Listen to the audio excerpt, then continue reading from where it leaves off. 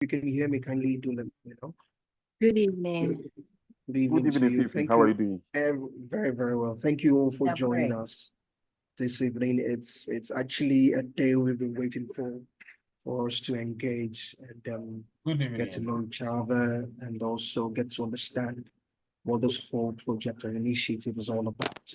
I wouldn't take much of our time, knowing that most of us from work, some from school and the rest of them. So I'll go straight to the point. I'd like to welcome you all to today's training. And it's all about welcoming you all to an AI African Trainers Training Initiative, the first batch. And so this evening, we'll be embarking on a journey to explore. Hold on. Sorry about that. I'm in a restaurant. So we'll be embarking on a journey to explore the integrity of artificial intelligence and understanding the fundamentals of diving. You may have to project a little bit. We can hardly hear you, please. Can you please lower the sound? Okay, let me project that. Hold on, please. Should I share my screen? Would that No, be better? it's better now. You can go ahead, please. Okay. Okay, so I'm having different calls and different phones at the same time. Okay, so I'd like to welcome you guys once again to this evening's training. I won't take much of our time, but I want to welcome the first batch for this training. Some of you will have been conversant with the AI technology, and some also it's a new start into the technology. And I'd like to ask that just embrace yourself, get ready for different experiences and information and guidelines. Today's program is the first training technology stimulus program aimed to transform Ghana through artificial intelligence. This is our opportunity to lead, educate, and inspire by becoming a certified trainer. We are looking at the 300,000 Ghanaians that will definitely come through the portal and be trained. It's powered by Vanuatu Trade Commission and African Diaspora Central Bank in partnership with someone's volume is on. Can you please mute the person? Like I said again, it's powered by Vanuatu Trade Commission, Ghana, and African Diaspora Central Bank, and then in partnership with Knowledge Web Center. This very training is a 2-hour training, and we shall be going in real hard. I want you to get ready for new experiences, and there will be this will be timed. Hope to finish this very section in the next 2 hours, and we all will be satisfied. Hopefully, questions will be asked, engagement will be very much. We're going to have a break also, just to help us digest and also connect what we've learned. Okay, so today's objective is providing in-depth information or fundamental understanding of the artificial intelligence, okay, concepts and application. And without much ado, my name is Fifi. I'm trying to get the guys to lower the music a little, and I'll be your moderator for this evening. But before I bring to the podium our very main trainer tonight was Dr. King David Boyson, I'd like to give a summary of who he is. His name is Dr. King David Boyson. He's a distinguished consultant, academician, and a former IT manager at the Ghana Port Harbour Authority.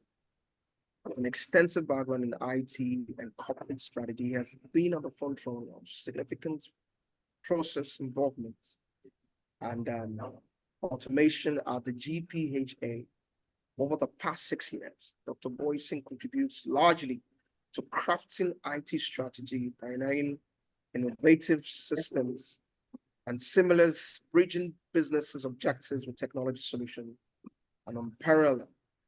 In addition to his professional role, Dr. King David Boyson's academic interests are deep-rooted in research with a particular focus on optimization, optimization, big data analysis, artificial intelligence. That is why he's one of the main pioneers of this very initiative. His love for artificial intelligence is over the moon. And so I like us to embrace ourselves. He's also a consultant, and he's been doing this training across Africa.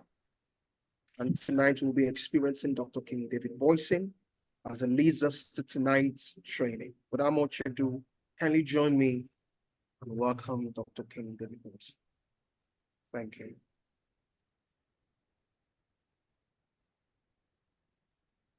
Doc, are you there? Yeah, so Fifi, thank you so much for your time. Yeah. And welcome to all of you.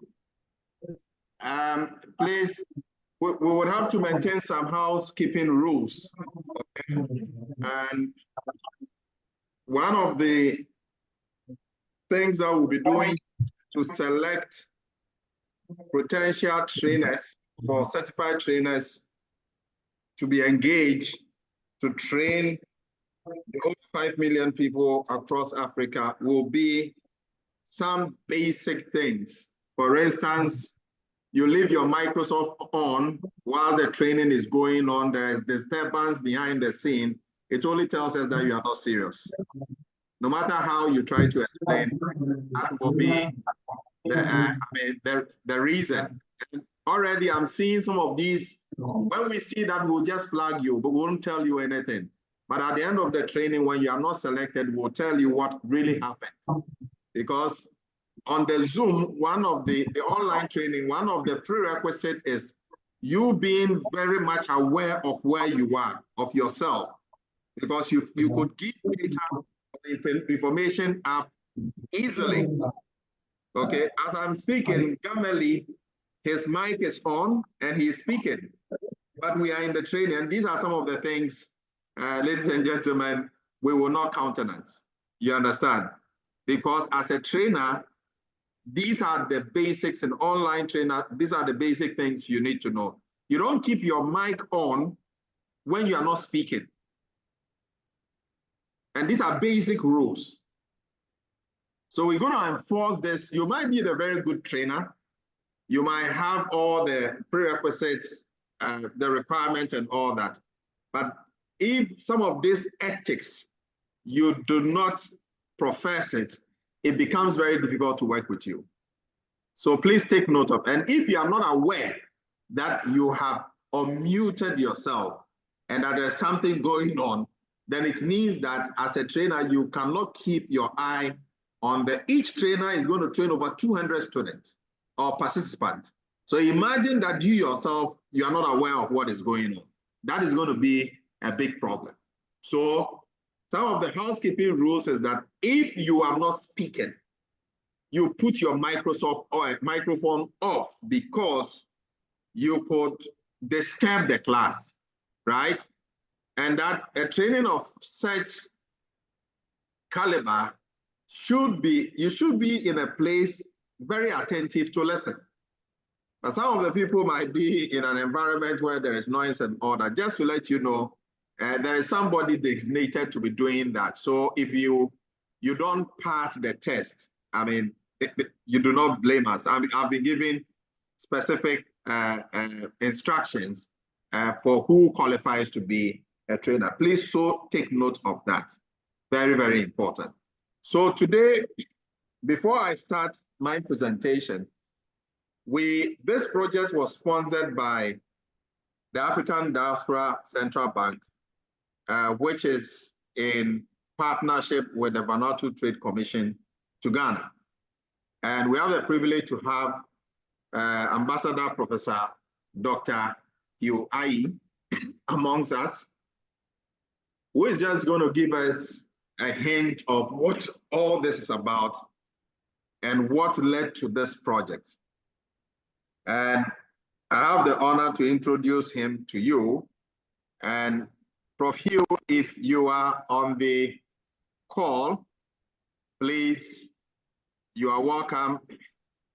And just to tell you, this is the long-awaited journey that was started some few months ago of your desire to empower the African youth in the area of technology, in the area of renewable technology, in the area of trade, in the area of agriculture, and many other areas that you guys have stipulated, as part of your requirement. And to tell you, over $500 million has been invested in this training across Africa. Prof, you have the mic and welcome to the maiden training for the trainers for the AI African Stimulus Project. You are welcome. Thank you so much, Dr. Boyson. My pleasure to see almost 81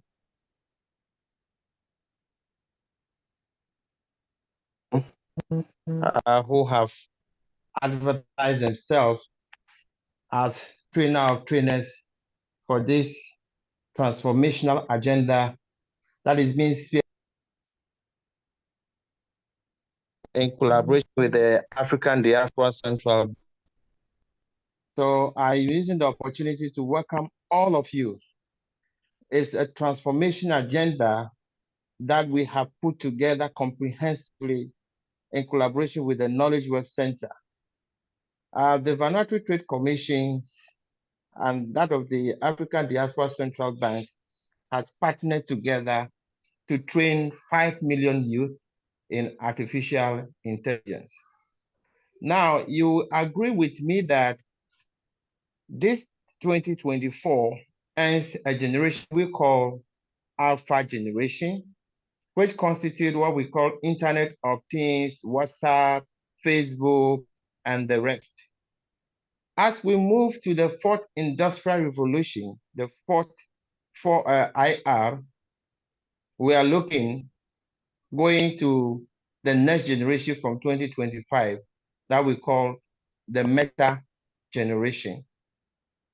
In the meta generation, you will be hearing things like metaverse, blockchain technology, cryptocurrency, and artificial intelligence.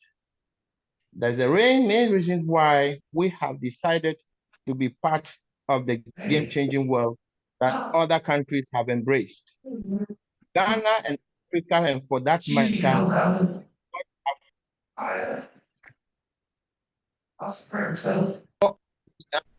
all participants to take keen interest in this. The cost of this training is $400 per person, but this amount of money has been paid by the Vanuatu Trade Commission.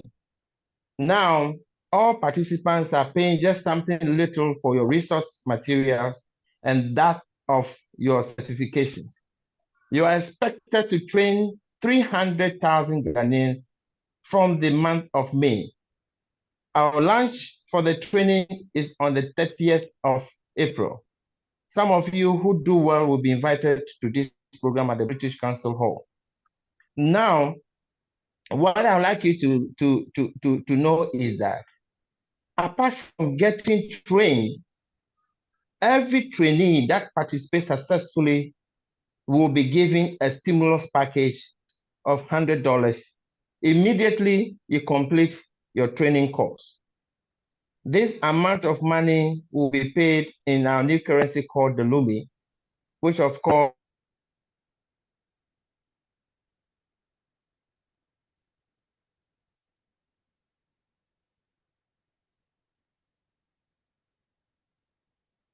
Prof, are you there?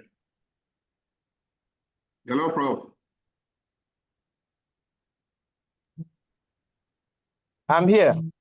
Okay. I lost connections. I lost connection. Okay. Yes.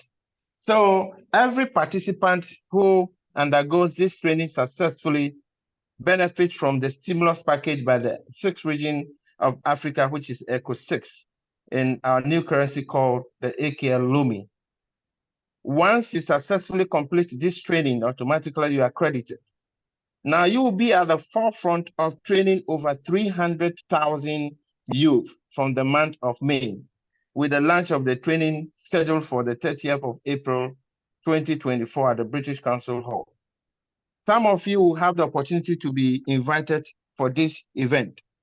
we are going to give you souvenirs to showcase on the day.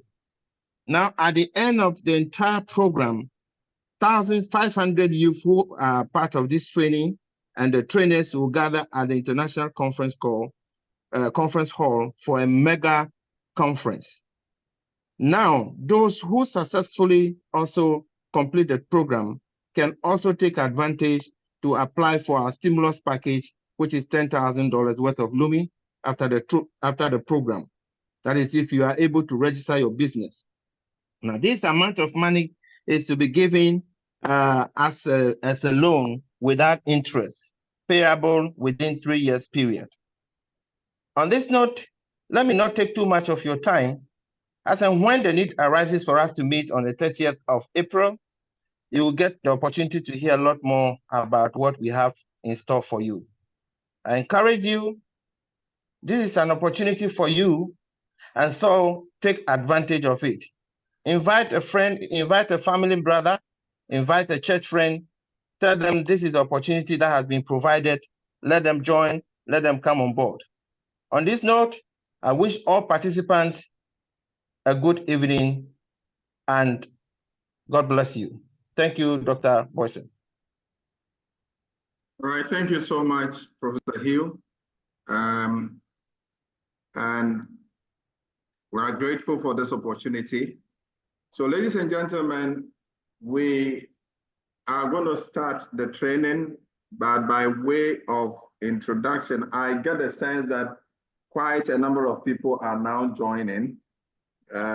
So it's a bit of flipping through the WhatsApp page as well as the Zoom page. So what I would like us to do is that I'd like to find out if we have all signed up on the ChatGTP. Please, if you have done that, just type 1.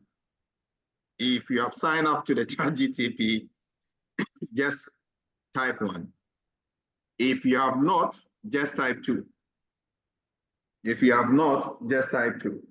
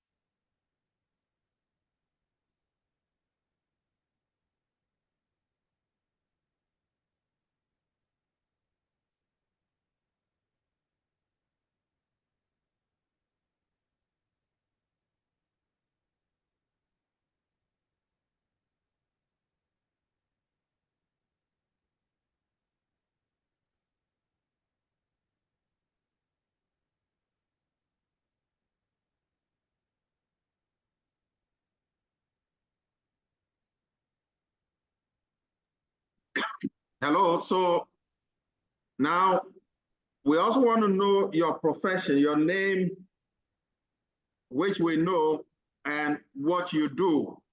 Because at the end of the day, we'll be grouping you into various professions, and you're going to train based on your profession.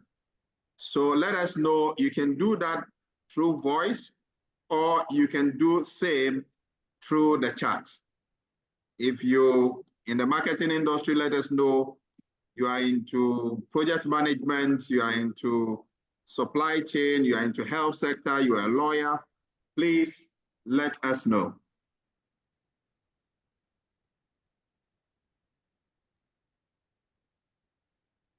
So I'm saying student banking industry. Engineering, education, banking. Yeah.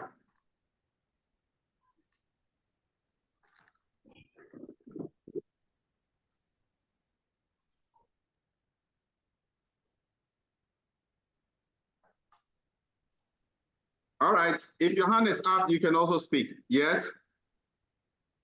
Jacob, please go ahead. No, I think I'm. Hello, go ahead, please. Hello. You've unmuted yourself. Okay, so James, your hand is up. Yeah. Yes, yes, I'm into education administrator as a district teacher. Okay, educational administrator. So just if your hand is up, just unmute yourself and proceed. Yeah. We can do this at random. Unmute yourself and proceed. Yeah. When you finish, you bring your hands down. Okay. I am into education. I'm Gamali. Okay. Okay.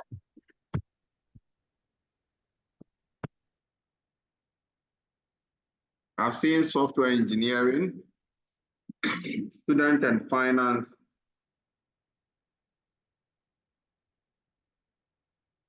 I think we have a couple of guys in education here, right?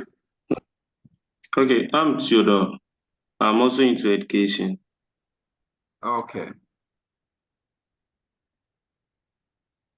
Okay, so let me give some random, just about probably 3 people, one lady and 2 gentlemen. Just tell me what your expectations are like at the end of this training. We are doing 4 days from today. Tomorrow, it's from 3rd to what? Today is inclusive. 3rd to 7th, right? Yes, it's 10 to 7. Okay. Oh, I have cinematography. That's quite interesting. Who is into that? Can you tell us what that is all about?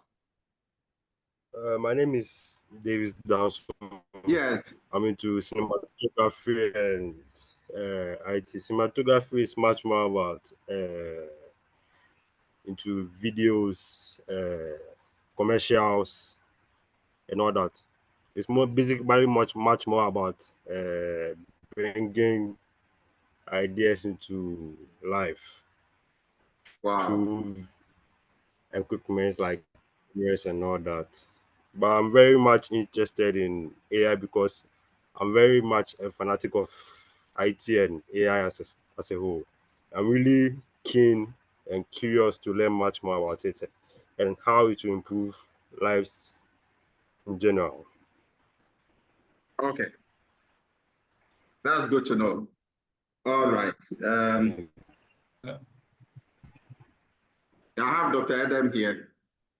Yes, who is into project management, a customs consultant also here, and quite a number of people. Those whose hands are up, Gamali, you are done with speaking, so you lower your hand, right? So that is fine. So do we have a lady to say something? Gender balance. Abigail, are you here? Winifred, good. Winifred, tell us who you are. Yes. Okay, so my name is Winifred, and I'm currently managing a clinic. So I'm into health administration as well as economics. I do have a good background in information technology, and I'm very excited to, polish up and then learn as much as I can through this program.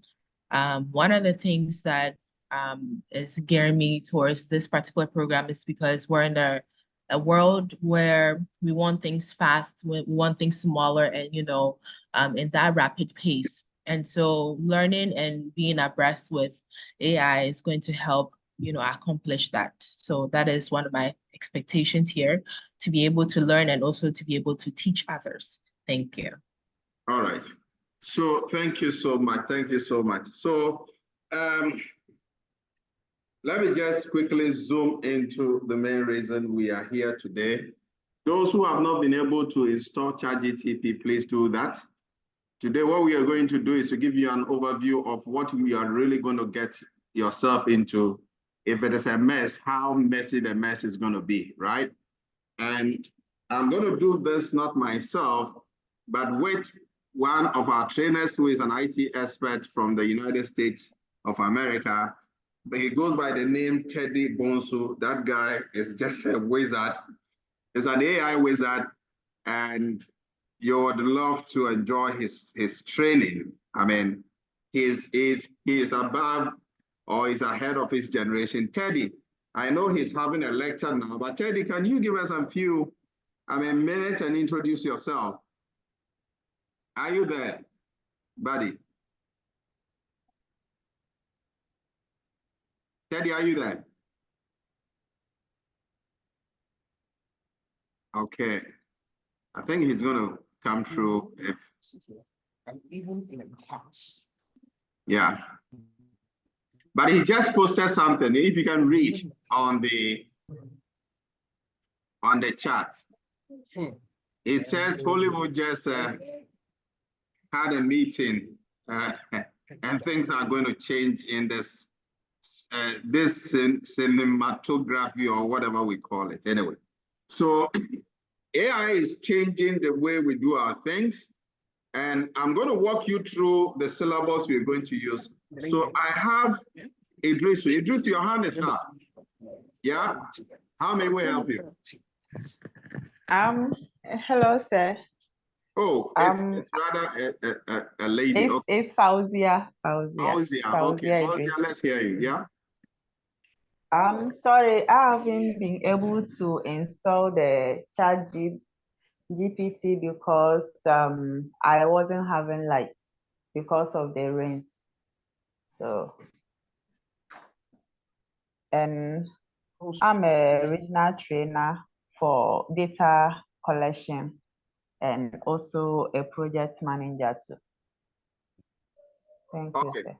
Fantastic. So, Idrisu, my advice is that this training may come as hand in handy as one in a lifetime, right?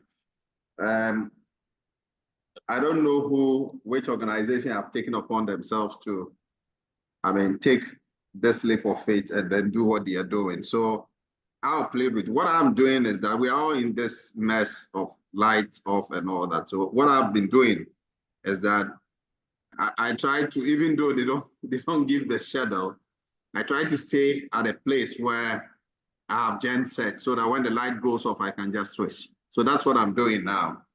Okay, so as much as possible, let's try as much as possible to have light or get ourselves in an area where we have light. You could visit the mall and get a cool place and maybe buy a bottle of Coke and then stay there and have your meeting, maybe in a very cool cuisine, and then do that. I have been doing that when I realize I don't have that opportunity, because what is going to happen is that we have to get to the bottom of this and kindly take advantage of that.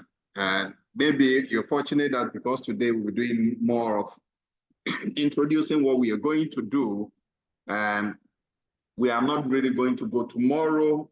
Tomorrow-ness is actually hands-on activity.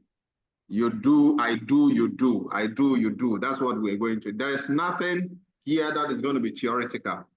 We just want to give you the tools handy in your hand so that you should be able to do the things that you want to do. So that's just about that. So one of the things that I'm going to show you now is the trainer's guide, okay, for this course. The trainer's guide for this course, and I'm going to share my screen so that you see it. Now, this is your guide, and we're going to send this into your email. So, Mastering AI Prompt Engineering, a practical course for professionals across Africa. So, all African countries are going to have this guide, and this is carefully crafted to respond to the current demands for the fourth industrial revolution in terms of AI. So we have the table of contents, and I shared this on the page. We'll be doing evolution of AI. Please, can we see clearly? Can we see clearly?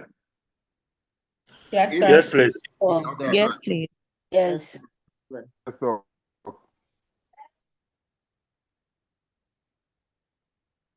so we'll be doing evolution of AI, which I'm going to talk about it today. And then AI economy. Now, I think that quite a number of you have seen that AI is disrupting a number of industries. But the disruption you're seeing is just a scratch on the surface. It's going to be very explosive. And nothing is going to change. It's just that the economy the normal economy we are having now, if you're a marketer, you just have to shift to be an AI marketer. If you're a project manager, you have to move to be an AI project manager. You get what I'm saying? That is the disruption that's going to happen in our environment. And which is why we need to respond to these demands. Now, we are going to use ChatGPT as the main platform for the training. Now, if you may not be aware, I just want to let you know that most of the AI-driven content that you see, other than ChatGPT, most of them are being powered by OpenAI, who owns ChatGPT, right? OpenAI that owns ChatGPT. So Microsoft Copilot is being powered by ChatGPT or OpenAI. So they all use their API. I have used their API, the ScholarWrite AI you saw, developed by Knowledge Web. We use the API from ChatGPT to do that. So in fact, it's like they are leading, but there are other companies who are also behind doing things for themselves. So we're going to look at the AI economy, and we want to understand the impact and opportunities.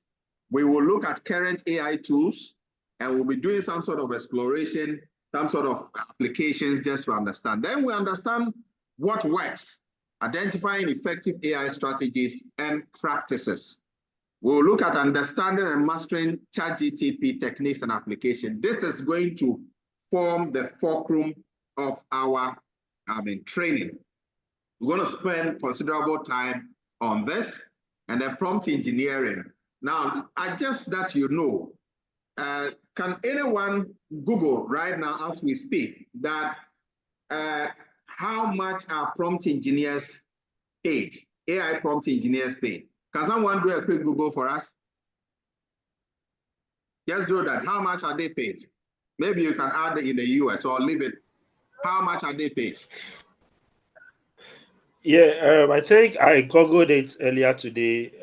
In the US, I saw annually $67K to $400K. That's 67,000 to 400,000 annually. 67,000. Yeah. I just checked and it was $375,000 a year. 300 what?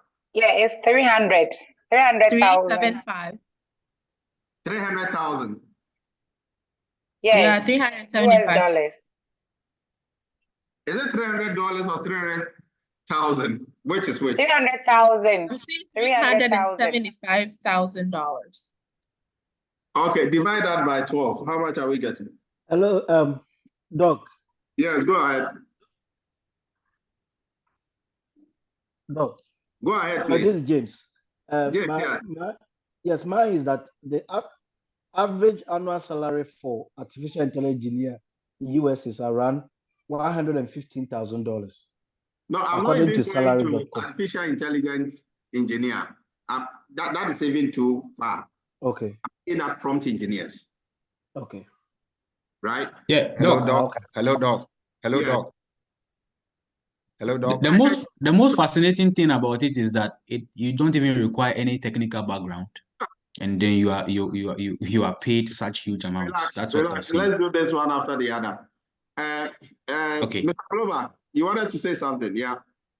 Yes.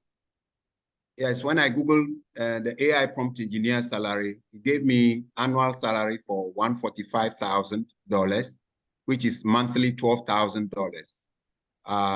And then it says that 75th. Okay, I think that's all right. Annual is $145,000 and the monthly is $12,083. Thank you. Okay, I don't know who is taking $12,000 here, but that's fine. If anybody is taking $12,000, God bless you. Keep it up. So, Nobody. Oh no, you can't say nobody. Charlie, there are big guys here. So, Hey, Doc. check the president's salary and check if it's $12,000 anyway. So, just that you know. the president of Ghana. Yes, you can check. His salary is online. You know. You can just check. It's just. He's not near that amount. I think the last time I checked was around 50,000, excluding the allowances. Okay, the allowance could be 3 times or 4 times. It doesn't matter. But my point is that you are getting trained in a profession that is emerging. And the reason why we have deep learning and machine learning, some people have subscribed for that. The reason why we are doing prompt engineering first is this. It doesn't require any technical skills, but it requires industry knowledge. That is what it requires. So for those of you who qualify, is the fact that because you understand your industry, you could craft prompts to solve problems in your industry. That is the reason why you are here, and you should be able to impact this knowledge. So it is practical, hands-on. This is, we have deviated from what is done in the classroom, in the university. What is prompt engineering? We don't want to hear that nonsense. We just want to get to work and get problems solved, end of story. If we want to read history, we can read later. So that's why we are here. Okay. And I think that I put a testimony on the platform for you, some of you, those who just joined, you didn't see it. And that guy is even not here. Godwin is now a champion, right? And he is the most sought after person in his company now, just because of a 3-day program that he joined in prompt engineering that I facilitated. Okay. And how much did he pay? He paid some small money. So we'll be looking at understanding and mastering ChatGPT techniques and application. Prompt engineering, crafting effective AI prompts. As I sit here, I have over 3,000 prompts that I have just crafted. And I use them every day. If I want to be more, I could sell them. I don't want to sell, I want to create more. I want to get like 5,000, industry specific. Then I become a prompt bank, right? So I keep on doing that. I keep on engaging the AI, and that's what we've been doing. And then we'll look at plugins, enhancing AI capabilities and specialized tools We'll look at content creation, leveraging. This is the trainer, what you'll be going through. Of course, we can't go through all, but what you expected to know, all right? At least to have an idea on it, even though most of the work will be centering on 5 and 6. All right? We'll look at research and information synthesis. That is empowering in-depth analysis with AI, personal and professional development, navigating AI, a growth of AI, and a productivity and time management. We'll look at market research, website building, search engine. Now you know why developers are having problem. Email marketing, then Google Analytics 4, right?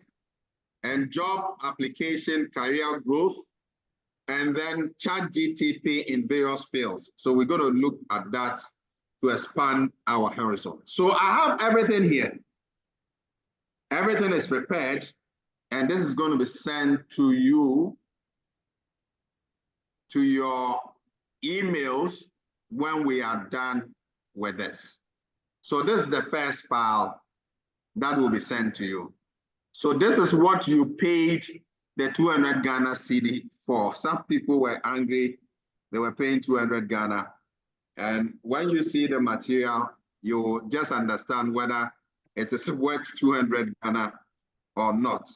So the next thing we're going to do is, and even before I get to the next item, of course, in the intro, there is something I want to draw your attention to. In the intro, the evolution of AI, you could look at it from this perspective. Now, historical overview of AI. We are talking about 1950s and 1970s, right? And 1950s, there was the introduction of the Turing test by Alan Turing to determine if a computer can exhibit intelligent behavior indistinguishable from what? A human. That is where all these things, but AI, take note, predates this period. All right, it was in another form. So the term artificial intelligence emerged in 1956, and it was coined by John McCarthy at the Dartmouth Conference, and marking the birth of what? AI. So that artificial intelligence name came about in 1956. And between 1960 and 1970, there was some sort of basic algorithm development, basic program like ELISA. There was also, it was a simulation program by one Bulgarian. He was into that. And there was a guy called Shaki, okay, who also did something that has to do with mobile robots, but the scale was not that, comprehensive. So the revival came within the 1980s. And for some of you who saw Hewlett-Packard computing around those periods, you could attest to it. Sorry. For some of you who, were looking at Hewlett-Packard computers, who remembers the Hewlett-Packard computers? I think it was IBM. Do you remember in 1980s, we saw... Doc, we heard of it, but actually... Okay, if you are not 40, no, not 40. 1982 should be 40, right? 1982 and... Yes, yeah, we were using it. If you are below, you might not see. So, you know the Windows sound when Windows 95, when the OS starts, right? It has a very funny... Yes. Yes, okay. All right, I know that some big guys are here. Dr. Adam, they saw it, and then my comrade Glover also saw it. So IBM then in 1997, brought this Deep Blue Defeat World Chess, okay? And then they were showcasing the potential of the AI in solving complex tasks. And then the modern era, 2000 to the present, has been very phenomenal. So there was the focus shift towards data-driven machine learning. That was when deep learning and then machine learning, evolved. And then in 2022, in 2012, there was a breakthrough into deep learning. There was this AlexNet, okay, in the ImageNet competition that was used significantly to reduce errors. And then we came to AI integration, and we are here today. For the past 1 year or so, and we heard that ChatGPT has been around and all that. People were afraid to use it. Others who were using it were just asking some simple questions and all that. But if we know the capability of the AI, then we would know the scale at which the AI can explode and how we can work out things with the AI and become more proficient. Now, what it means is that with the AI can do things about 1 million times, more efficient than the human being, even though it uses human intelligence that has been simulated into machines. Currently, we are having ChatGPT-4.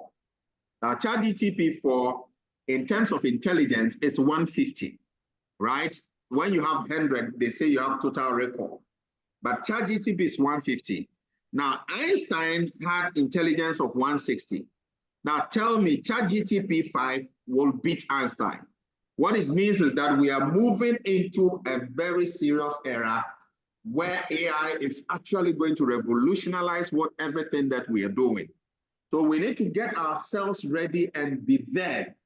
Now, you may be scared. Some people may be reading some religious inclinations into all this, but no one cares about your belief or disbelief. What is going to happen is that the explosion will happen anyway, and you'll be dislocated, you'll be destabilized if you don't take a leap of faith and then get into this arena and try to save yourself from what is coming to happen. So just take note of that. The key concept with AI and the technologies, we know machine learning. Those who are into data science, we have some few guys on this platform with data science background. They know of machine learning, and it's just a science of getting computers to act without being explicitly programmed, okay? So they learn.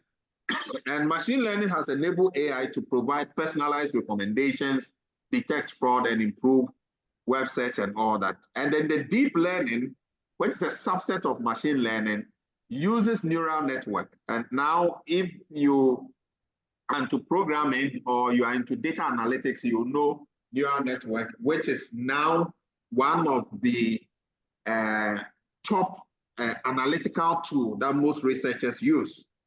All right, it has many layers that is used and has been very instrumental in advancing in image and speech recognition. This speech recognition where you speak to your phone that is able to recognize your voice and all that. Remember, speech recognition started, if you use Microsoft Office 2000, it had then speech recognition in there.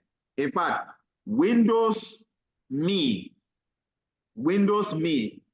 that is Windows Millennium, and then Windows XP. From that era, they all had speech recognition in it. And all these things were, around that time, artificial intelligence has been on the scale of, in the market where people can integrate it into their system. And that's why you saw some of these things. I use speech recognition at those times in using Microsoft Word. Instead of, as it were, type and I speak, and then it will type for me, and then later I do correction. But before that, you do some sort of training, speech training, then you are able to do that.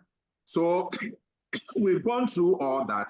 Then we have natural language processing that enables computers to understand, interpret, and then respond to human language. So these things are concepts that has involved this AI whole thing. And we use AI in our everyday life. You know of Siri, you know of Alexa. Somebody says, Siri, can you book a flight for me? Then Siri then goes into, through the internet, goes into database and all that, and then book a flight automatically, and then tells you that, I mean, your flight is this day. It will remind you and all that. A number of people are using, Siri. There's the Netflix and the YouTube that are having AI capabilities in there. In education, for some of you who may not be aware, we used to use Grammarly. Grammarly is AI powered. Then ChatGPT has not been launched. Grammarly has been there. I mean, maybe for some 10 years now, where it corrects your grammar and all. Remember, it was using AI. And then recently, Quillbot also came. It's also using what? AI. So those in the academic arena, you should know that these things were there. So what I want to show you is what happened during those times when we're watching James Bond 007 and then Live and Let's Die. Who remembers those films? Who remembers? Live and Let's Die. I do. Yeah. Yeah, we are here. I do. You remember? Yes, You yes, only Doc. live twice. Yes, Yes, Doc. we do. You only live what? The good, the bad, and the ugly. You only live twice. Okay. So I want to show you something. And this is part of the course. Because you are going to be a trainer. And that's why I'm taking my time to give you this historic antecedent. The recording will also be sent to you as well. Just want you to understand what has been happening behind the scene all this while. So this is excerpt of what? This film, right? It's a PPK, 7.65 mil with a delivery like a brick through a plate glass window. Takes a Brausch silencer with very little reduction in muzzle velocity. The American CIA swear by them.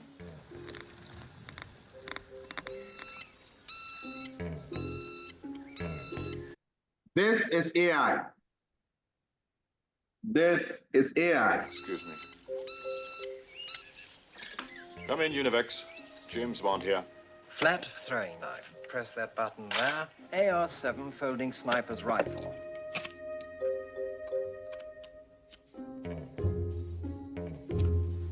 Then if you pull out these straps, inside are 50 gold sovereigns. An ordinary tin of talcum powder.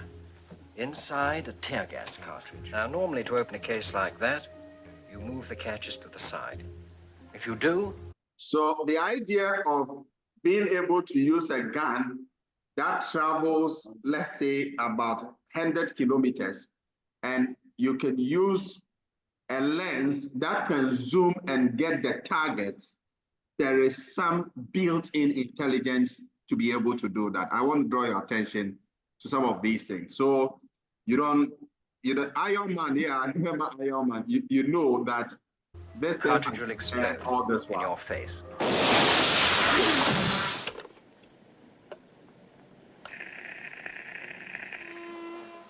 Another one. Further back. All right. So yes, I'll skip through. So this is James Bond's watch. External LO2 pressure. Breaker 5. Get back quick. T-minus 10 seconds. 9. All this was possible because of AI.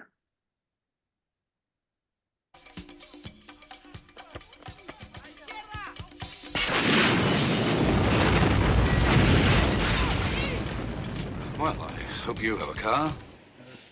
Smithers, how's the arm? Coming along very nicely, thank you, sir.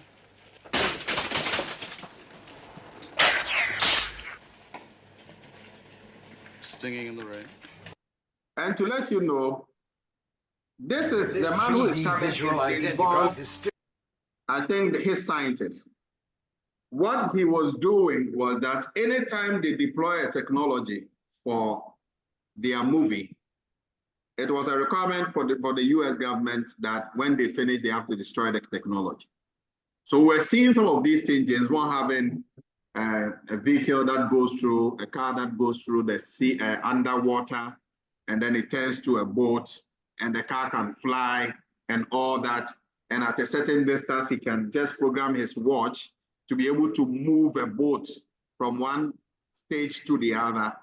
There was some intelligence that were built. But the US military, to let you know, have been using AI since time immemorial. For you to be able to target, use a missile to target, to get a certain target, all right? And to have that precision couldn't have been possible without AI. So what happens is that the military deploys this technology, they use it for their grenade, their weapon, nuclear weapon, and all that. Going to space and all that. All these things are as a result of, some intelligence that those devices has been trained on over some period. And you as a trainer should be aware and don't look at artificial intelligence that is something that just came today. And that some people are reading some voodoo and other things into it. But it has been with us most of the time. Today, the cars that we are using, the automatic vehicles, it has intelligence in it. Check the dashboard, okay? When you reverse, you have a camera that is watching. There are some vehicles that when they get to potholes, the vehicle suspends, there's some suspension that you don't feel that. We are using that vehicle, but you don't know that there's intelligence that has been built in it. Just to let you know, everything around us that we use today, there's some level of intelligence that has been built, that has been automated in it. And that is what is happening. So you shouldn't be scared. We are just using what has been used commercially, but this time it is being used at a personal level. And that is the only explanation for where we are today. So don't see this thing from far. It is something that is with us. I saw a hand up, and if the person still wants to talk, he can. So just to give you a brief of where Google Map also is one, giving you direction for particular route. AI. Yeah. Okay, James, your hand was up. Yes, Doug, I was asking that when you look at the internet revolution, where I think the late Dr. Mensah, who and his team developed this fiber. Yes, yeah. And I believe that AI is behind this intelligent work, because how can you put a whole wire under the sea from US to all over the world? Yeah.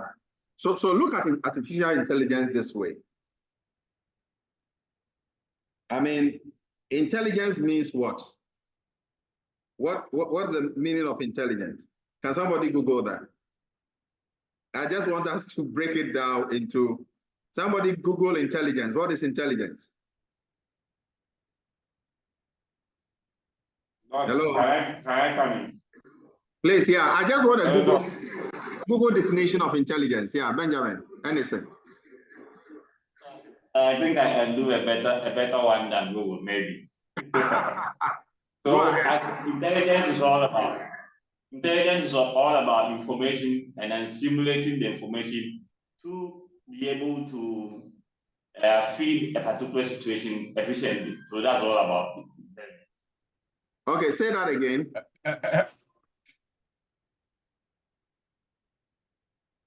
Benjamin, say that again.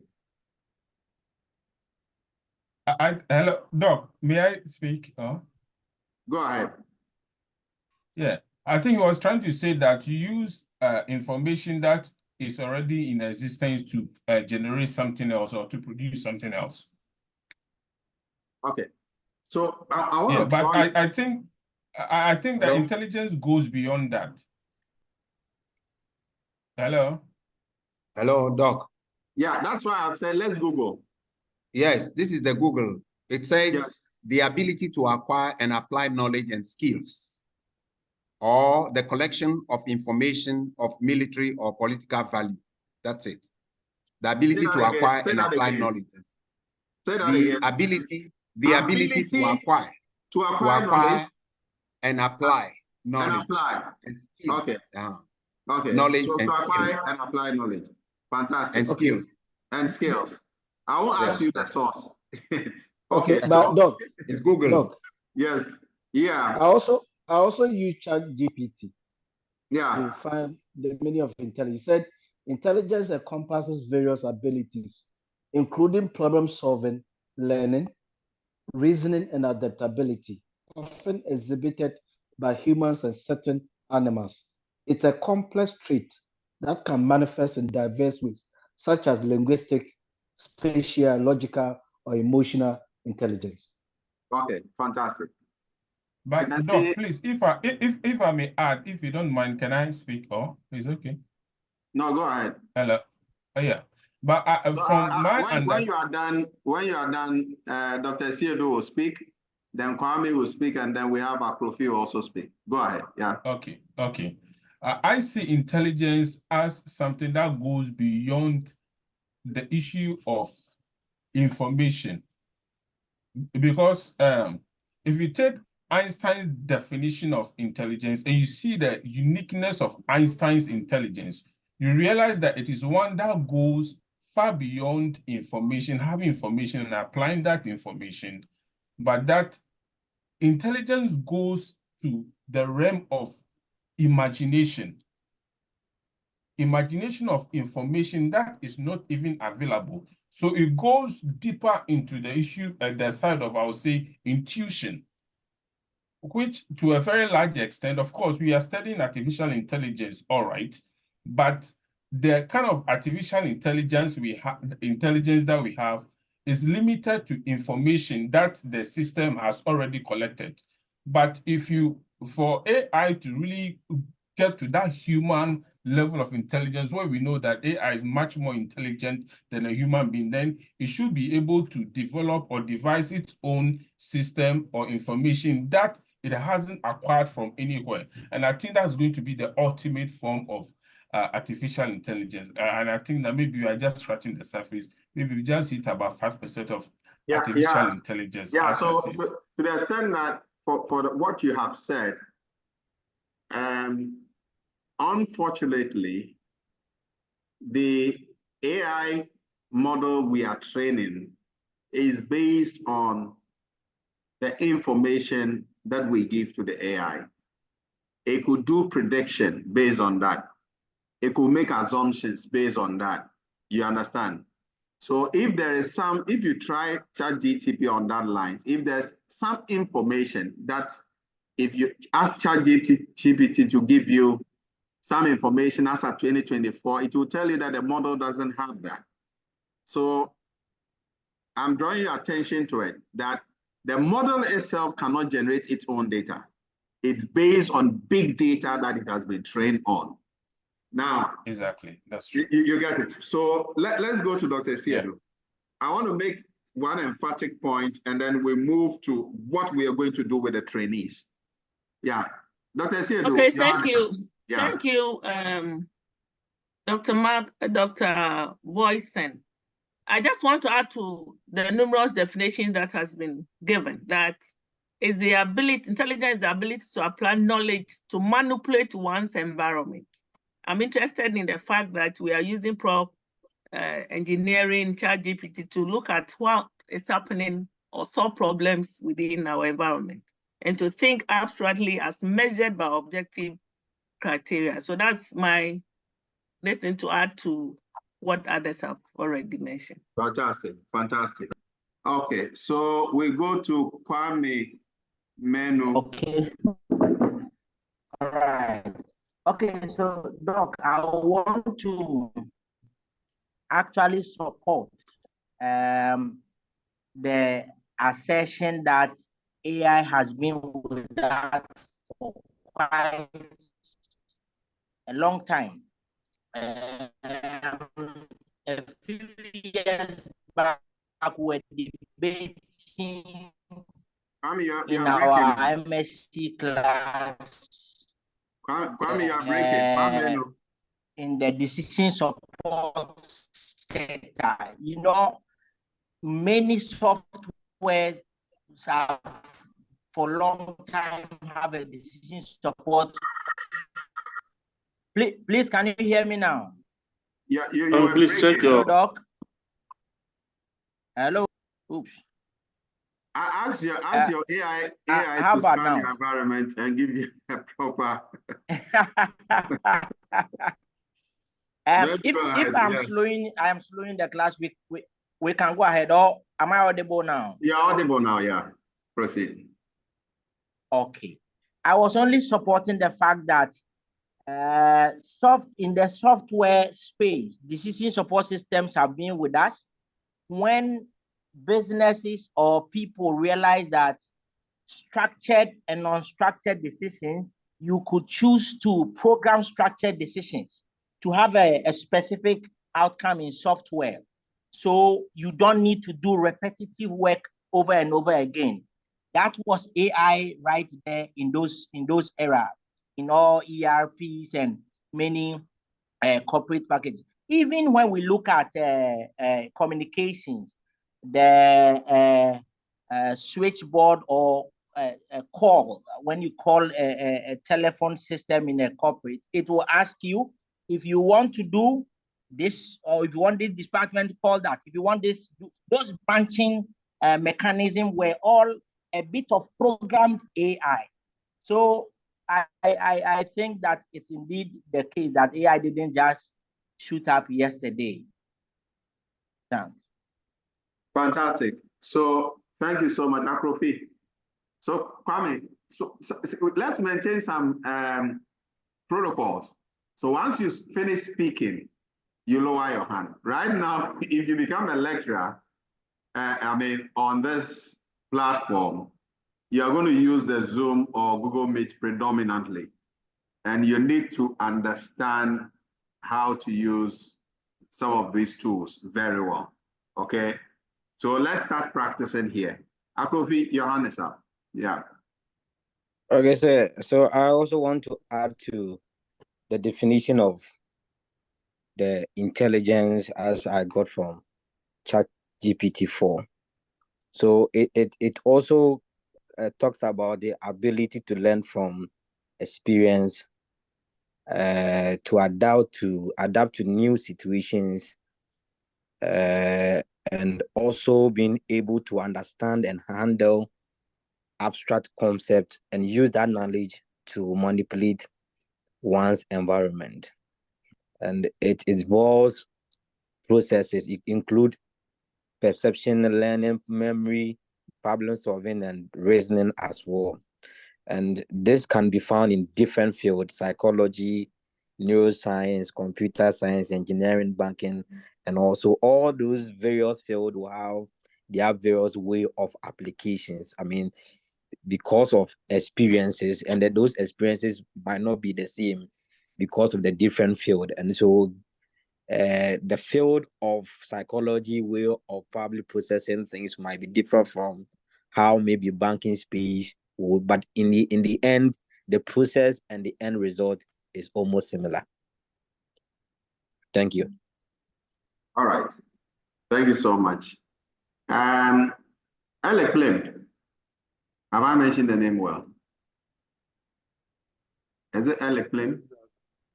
Yes, Doc. Yes. Please, I hope you can hear me. Yeah, I can hear you. Okay, thank you very much. And a very wonderful presentation to yourself and those who gave explanation to the intelligence. But I'm just concerned about something that one person said that has to do with the fact that AIs are more intelligent than human beings. And that's one thing I always hear a lot. But I just want to make a little submission to that AIs are not intelligent than human beings, but just that generally they are not intelligent than human beings. But when you're talking about a specific niche, so when you're looking at an AI to write a poem, probably GPT will be better than a session of AIs. But to make it a general case that AIs are better than human beings, GPT will not be able to lift a block of cement, a block that is used in construction. But a human being will be able to do that. So the fact of what I want to say is AIs are not generally better than human beings. Thank you very much. Okay, so let's address that. So I was just telling You don't you mind? that. Take a quick lunch break. Okay, I'll take it over. So Teddy is in, yeah? can you hear me, Doc? Teddy, Yeah. Teddy, So let me yes. give Hi, you everyone. a brief intro. This is a guy I'll be training with. He's one of your trainers from the US. All right, is an AI wizard. Teddy, go ahead. Yes. Hi, everyone. How you doing? Thank you so much for the introduction, Doc. So there's two people that said something that I would like to actually add a little sentence to it. So one, yes, we are using generated AI system right now, meaning like you said, you feed the system on some data sets and you get back information for the data sets, right? But right now, what they're working on is called artificial general intelligence, meaning they're building a system where AI can make predictions just like human beings. And this is something that they're holding on to because they feel like once they bring that system out, people in the world will be very shocked. So OpenAI is one of the people that's right now working on it's called AGI, which is artificial general intelligence. I mean, it can think like a human, behave like a human, and do everything like a human. Now, my second post is to the gentleman that just finished talking about how AI and humans, which one is more intelligence. To be honest with you, AI is more intelligent than human beings. We're just not seeing the stuff that they're about to do right now. So, for example, they have a humanoid. It's a robot that has ChatGPT embedded in the background. So what this robot is going to do is it can lift blocks, it can build houses, it can, yes, please, it can actually play sports, it can do anything. So look at it and AI as a tool to support humankind, right? There's going to be a time where human beings can tell a robot to do exactly the same task as going into a construction field and picking up the blocks and building a house with it faster than a human being can. So AI, which is artificial intelligence, is smarter than human beings because I can't feed you so many data sets. You can only acquire so much knowledge. Knowledge than a human being can, and spit back that information quicker. Okay, so Teddy, you're telling me about you posted something about Hollywood, who had a meeting, and I know in the movie industry, AI is taking up that space. So what exactly happened in that meeting? What did they say? Is it the case that those in the cinematography, they are going to lose their jobs, or what? Yeah. So what's happening right now? OpenAI just went to do a meeting with the big people in the Hollywood scene. So most of the movies that we watch is generated images, right? Which is augmented reality and stuff they're using. Now, OpenAI has developed a video platform called Sora, which when they release it is going to be one of the best video editing programs in the world. All you have to do is prompt it. You can shoot a whole video by just telling them what to do, how you want it to perform. If you want a female walking down the strip of, I don't know, Osu streets wearing such fabric, you can just tell the AI and the AI will produce exactly what you want. So the reason I went to go see Hollywood is talking about is now there's a lot of actors that's talking about they're about to lose their jobs. Because now if I can take an image of Arnold Schwarzenegger and feed the system with that and then have it replicate whatever scene I want, I don't need to go hire Arnold Schwarzenegger to actually play the role, and I'm paying him millions, right? Another person who actually is, I don't know if you guys know Tyler Perry. Tyler Perry is one of the biggest movie producers in the United States. He was investing $800 million to reconstruct his whole studio. And once they found out about Sora, he decided to stop the whole $800 million investment. Why? Because I can have a software do exactly what I'm about to pay people to do. So right now, Hollywood is really in a situation where they're very scared once OpenAI releases this platform. So the Hollywood cinematography is about to change, photography has changed, everything's about to change in the world right now. And thank you. According to society right now, according to this so-called head honchos in the game, they are saying that everything we're about to do is about to be in AI. And they have already started investing about $1.8 billion into the system of AI. So whatever you think you're about to use or you've been using, look at it as now it's going to be a new addition to it. There's about to be a disruption in the whole world within the next 5 years, and it's moving faster than everybody expected.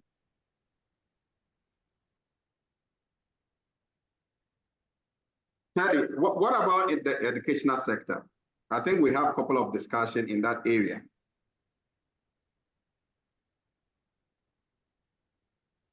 So for the education sector, yeah, I'm still here. For the education sector, I'm so sorry you guys this, but teachers are about to, if you guys don't adapt to the system of AI, you will be losing your jobs, right? Because there's 3 schools in Texas right now who have demoted a lot of their teachers and have used AI to teach the students.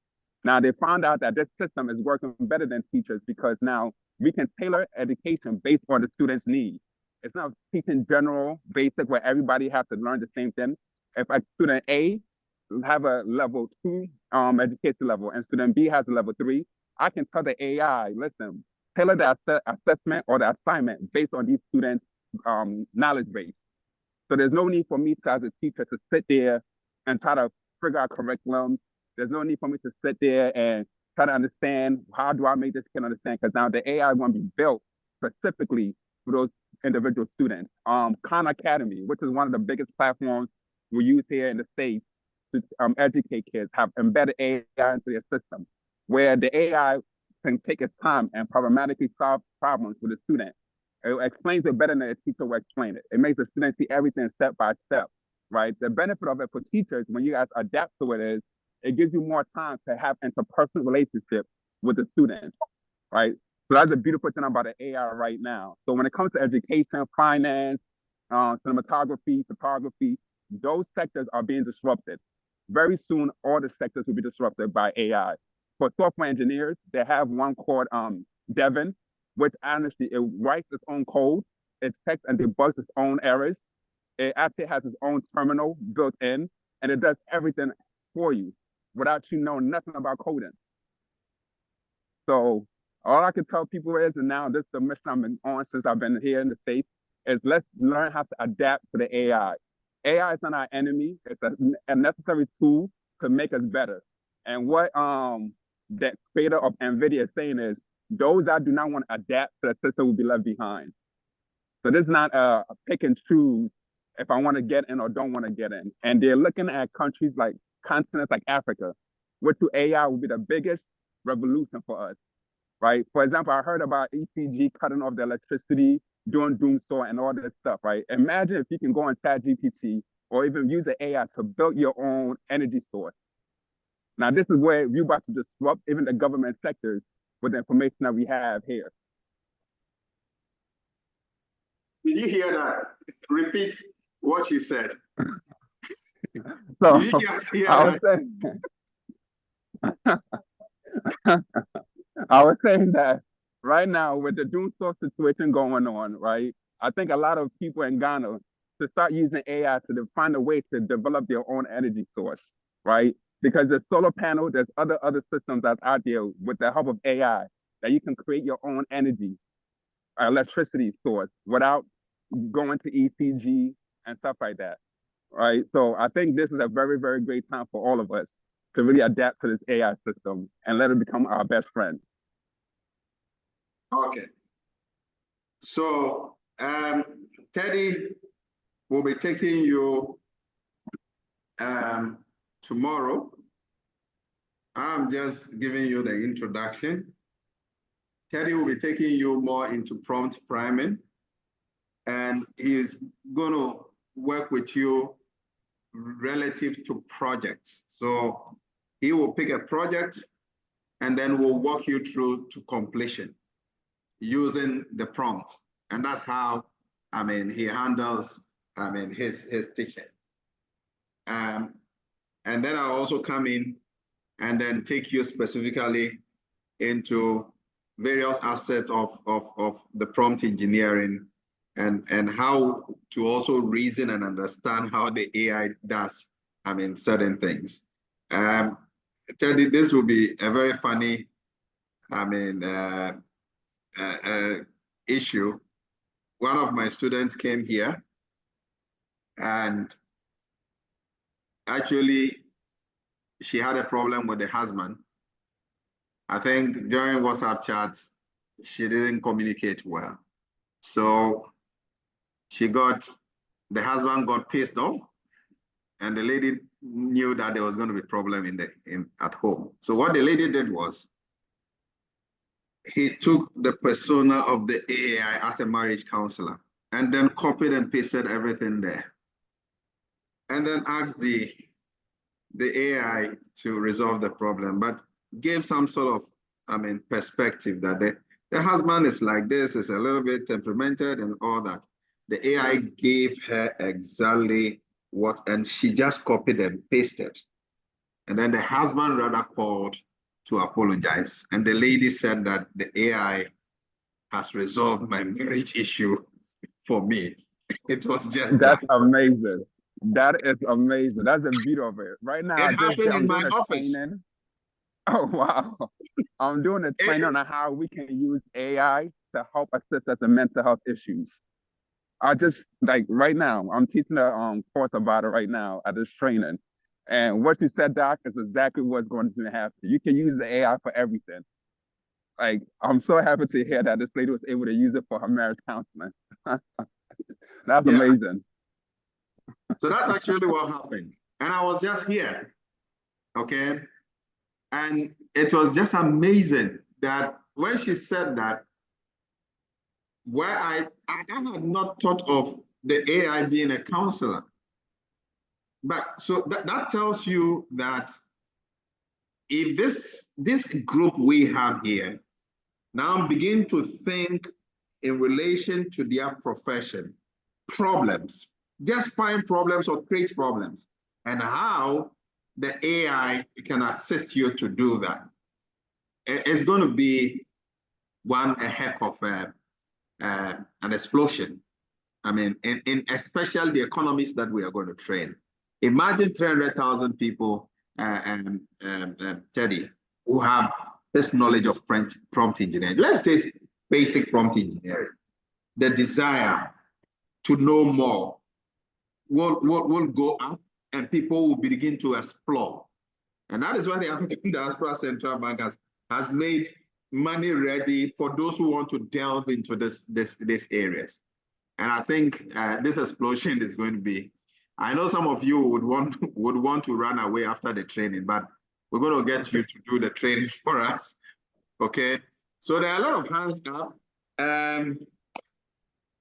Yeah. So let me give some few guys to talk, and then I will take you to what you are going to teach the others. Emmanuel Tete, CJ. Yeah, Asilevi. Yeah, good evening to everybody. I just want to say that I was there when the lady made her remarks, and we were all marveled. You asked a lot of questions, and she gave a perspective. I was so impressed when she made that statement in your office. You were here. Yeah, so you were here. Yeah, I don't want to mention the name, I beg. But I knew you were here. Yeah, I remember you are around. Yeah. Okay, so one of my most respected students, Felix Bonny. Bonny is also on a different scale with the AI, to tell you.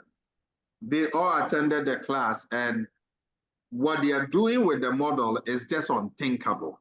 There's also Jacob Dapila also here, also doing something marvelous with the AI. So Felix, let's hear from you. Yes, I want to contribute to AI being a problem solver. We are into conflict resolution as a company, Gamay and Gamay Growth, and there was an issue that I had to help resolve. It's all a matter of how you do the prompting. I gave out the prompt, gave out the scenarios, and it gave me step by step how to go about it, meeting the parties differently, coming together, and even some of the questions you have to ask and possible answers that you'll be expecting from the litigants, so to say, the AI will give it all out. And so the AI applies to every profession, provided you give the right prompts. Thank you. All right, so I have James. James, yeah? Yes, Doc, mine is a contribution and a question as well. Well, with Let's a have a question contribution, first. okay, the question is that Teddy was saying that, making a huge assertion that the AI, artificial intelligence, is more intelligent than human being. But there's an adage that a teacher can, as far as teach what he knows. So I believe that, and we also know that garbage in, garbage out. It is the human that developed the artificial intelligence. Okay, It's so a James, you see, No. what you're saying is based on what you have seen. All right? Okay. So Okay. you see this position you have held. I want you to hold it very strong. After the training, Sure. I'll ask you the same question. Okay? Okay. Yeah, Okay. so let's keep it there. Okay. So after the training, we'll ask the same question. Then we'll ask that between you and the AI, who is intelligent. Okay. Okay. Okay. And I've told you that ChatGPT 4, in terms of its intelligence, it's 150. Go online and do a quick IQ test. You will not get to 100. Okay. You get it? This is not Sure. somebody thinks so. It's a fact. Okay. Once ChatGPT 5 is out, it will beat Einstein. And when that happens, we'll be in a different realm. Okay. You understand? So just, I mean, most times I would like to experiment. In fact, if I teach and I don't get challenged, it becomes some way. So I want people who say, no, I no go agree. That it encourages you to do more. It brings the beauty out of what you're doing. So I like that stance. I mean, I always like people to keep that. So I'm saying that we'll answer that question with our exercise. At the end of it. At Okay. the end of the day. Okay. Okay. Fantastic. Okay, Gameli, Then your hand was up. No, my contribution. Doc. Yeah. In fact, I am in the education space, and the problems that we've identified, that conventional method of teaching the students is becoming boring. And that is why there's this recent attitude of the students copying and things. I happen to be the coach of the STEM innovation team of my school, that is Peki Senior High School. And one of the most fascinating things that we have in the education now is the STEM innovation.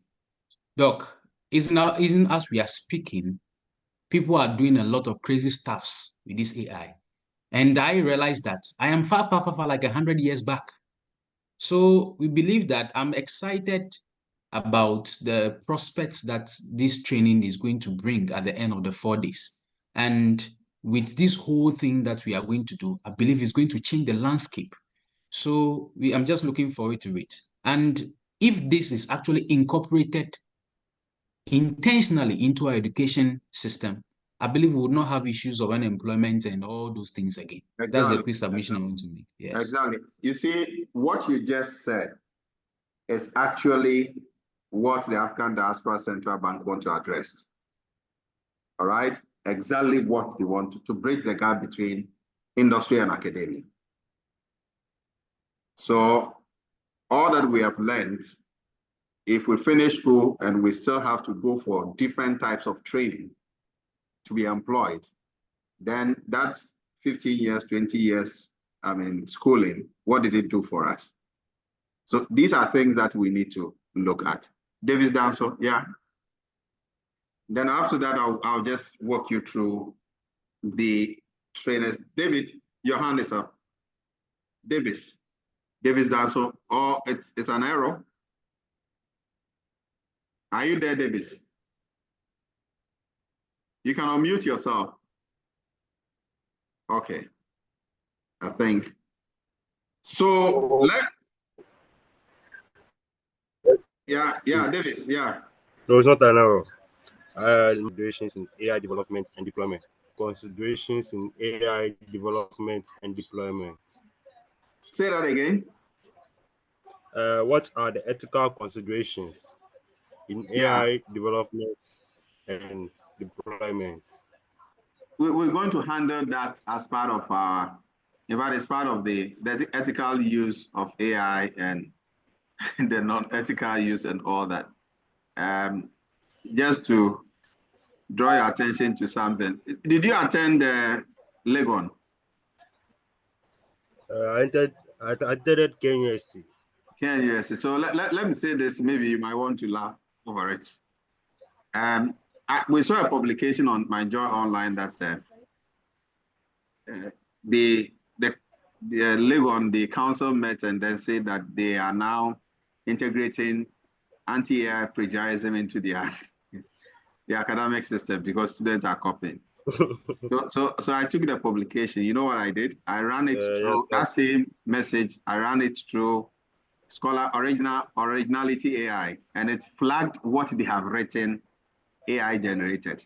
And I went to My Joy Online, posted it there, and then commented that whilst you would want to police other people from using the AI, you should have been much ethical by not using the AI that you are rather chasing people for. So then I told them that I don't believe that what Originality AI flagged is completely correct. It is not, because that knowledge, okay, that meeting was the first of its kind. It has never been held. So why do you flag it as AI generated? It is not. So all these anti-AIs are just around making money. And because academics would want to fight the AI, they rather go and buy anti-AI. It's true. Do you understand? Just to waste their time. And these guys, how can you generate an anti-AI in an AI that is still under development, that there are still errors in ChatGPT? And you just put a code there that if they write a very excellent English, then you have to flag it. Myself and Teddy, we almost ended up writing an anti-AI. Because it was, and we trained the Originality AI, and we realized that it didn't make sense. So why waste your time chasing students for, because the questions that you are asking, do you understand? They are not questions that are deep-seated. And that is why I can ask you a question using, ChatGPT, and you will not find the answer. That's true. Yes. Because you ask simple questions and doesn't, but rather we should encourage the student to use, the ChatGPT. We should encourage them, make them more productive. Now, when lecturers are setting questions, they go to ChatGPT and set the question. And then when they answer, you don't want them to use ChatGPT. Why are you? How is that possible? Yeah, Joseph, your hand is up. That's not. Yes, Doc, thank you very much. Doc, I was part of those who took part in the masterclass on ChatGPT. Yeah, I remember you, Joe. Yes, and I decided to kind of experiment. And the first assignment was, I gave somebody an assignment to write a tribute for one of our colleagues who have passed away. The family was on my neck, and at the 11th hour, when I contacted the person, he disappointed big time that he couldn't write anything. Meanwhile, this is a person who has been with the deceased colleague for all his life. Then I ran to ChatGPT, gave a bit of a background, like a small biography about the person, and asked ChatGPT to write a tribute for me. And it was fantastic. When I presented it to my manager and then my colleagues, they were amazed that within that short period, I was able to put that tribute together. So I think AI is the way to go. It is making our work easier. What I'm now trying to do is to ask the ChatGPT to help me compile my technical reports. Some of them are lengthy. Some of them are like 100 pages. You may have to reduce it to about 50 pages. And that is what I'm trying to do now. Thank you. All right. So just so that I don't take, we work within the time frame. So this is what we are going to train with. This is going to be the guide. So if you are training, this is the guide you would have to use. Even though you have the trainer's guide at the higher level, this is actually what we are going to do. But very exciting, even though 9 topics, but very detailed. I think we have about how many pages? Yeah, about 22 pages. And with this training, it's a complete guide. So if you know how to go about things, you'll just be doing copy and paste with the student. Do you get what I'm saying? With the participant. And we are going to skew this to your area of expertise. So for instance, this introduction to ChatGPT, welcome, what exactly with AI. I mean, you're going to take them through that. And you see, I'm saying that, welcome students. Today we'll embark on an exciting exploration into the world of ChatGPT, a pinnacle of artificial intelligence that's reshaping our interaction with technology. This journey will illuminate the essence of AI, their revolution, evolution, and capabilities of ChatGPT, and engage you in a practical exercises to experience its potential firsthand. Okay?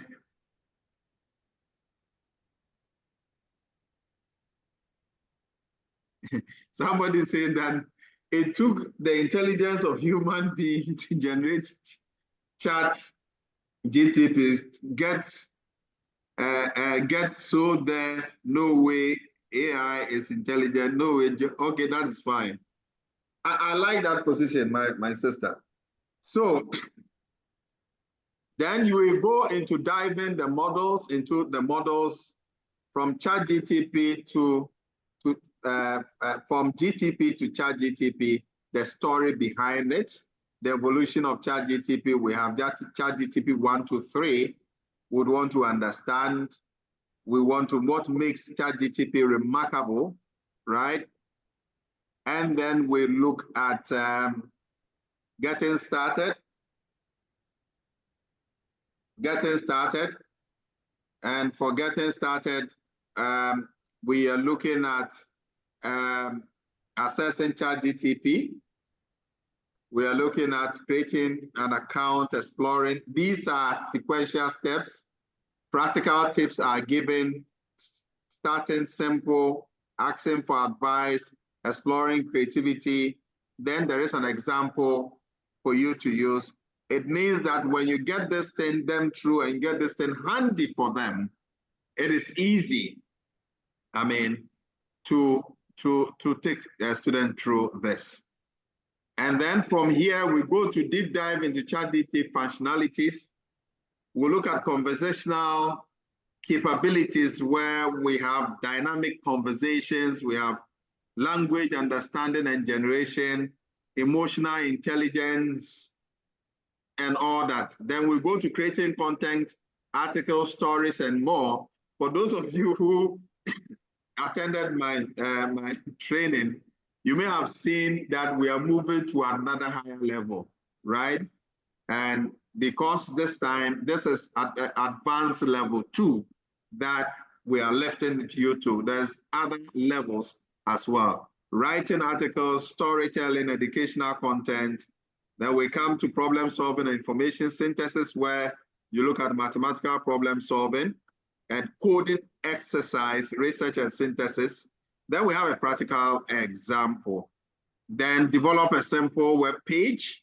We're going to do that here, okay? Use, the AI to do that.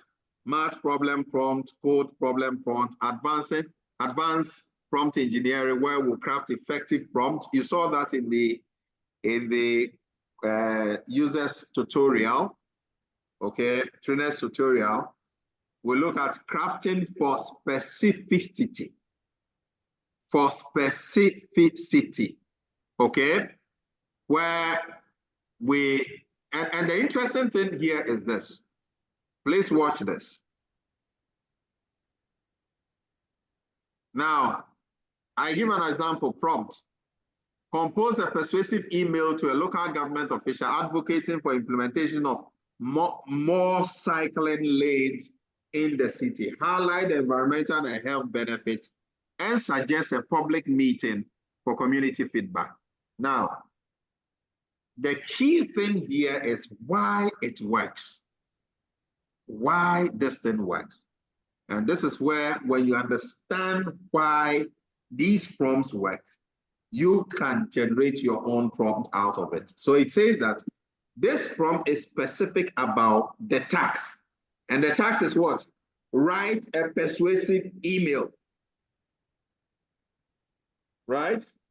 The audience, a local government official, and the context to be included. Benefit of cycle lanes, suggestion of a public meeting. And then it guides ChatGPT to generate a response that meets precise criteria, ensuring relevance and utility. So we're doing that. So this is under advanced prompt engineering, where you are crafting effective prompts. Okay. Then we're going to go through a host of them. Advanced techniques, zero-shot and few-shot learning. We're going to know what that means. Prompt, few-shot learning, and all that. I've given extensive examples on this. Then practical application of ChatGPT. Okay. So here we said homework help. How does it help? Homework help. Then we will look at language learning. So we can learn French with what? ChatGPT. We can learn Spanish with what? ChatGPT.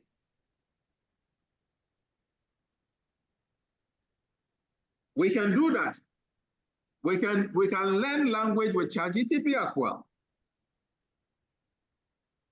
Exam preparation, customer support, product description, email support campaigns, writing story, artistics, inspiration. What is that about? Describe a futuristic city where nature and technology coexist harmoniously to inspire a series of digital painting, right? If you convert this to an image, you don't have any idea what you're going to get. Okay, now music composition, have you seen it?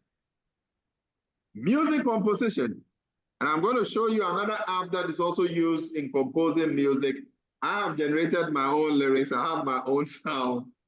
And hey, I called Dikram to my office and told him that you guys got to be very careful because we're going to kick you out very soon. So write lyrics for songs, a song about finding hope in challenging time, suitable for an indie pop genre.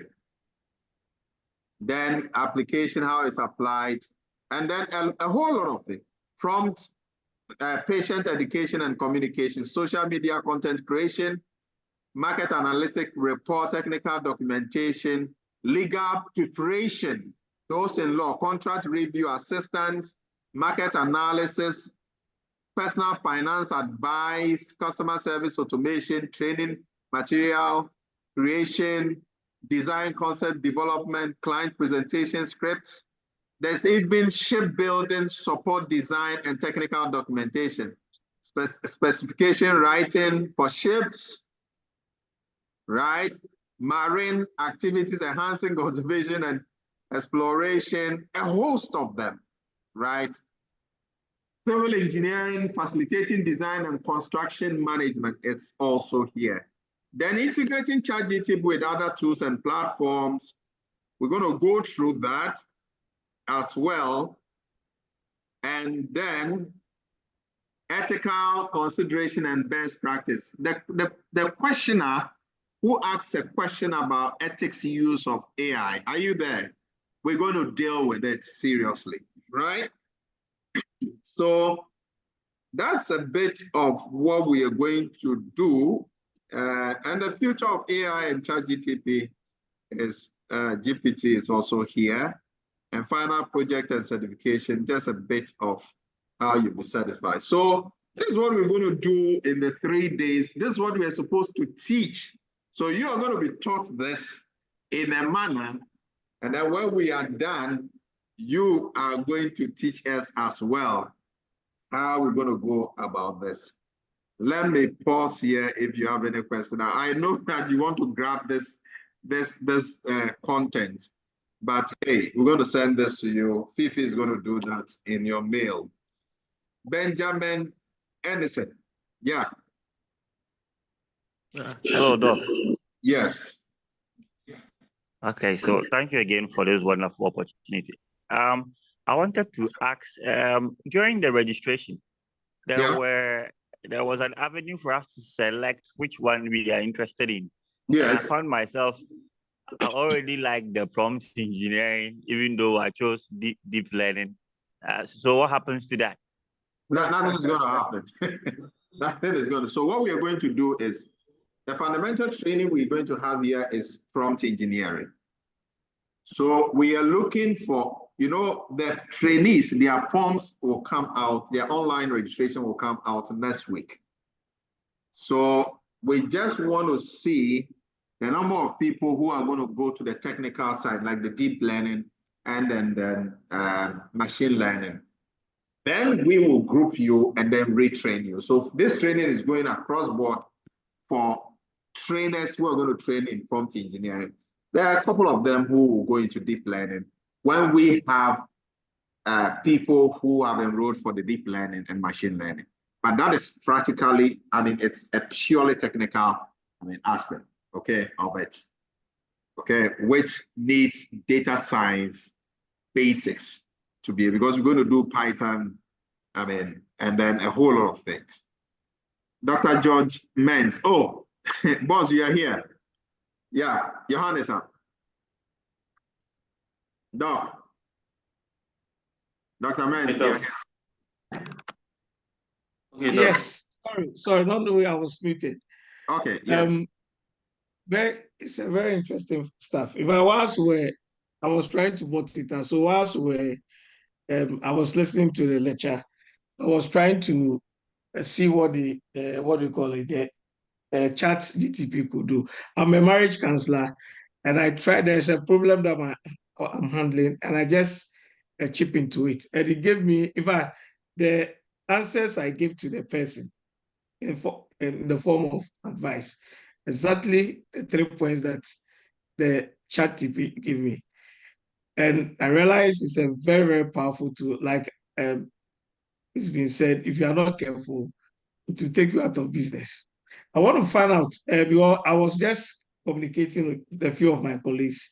They are all doctors who are interested.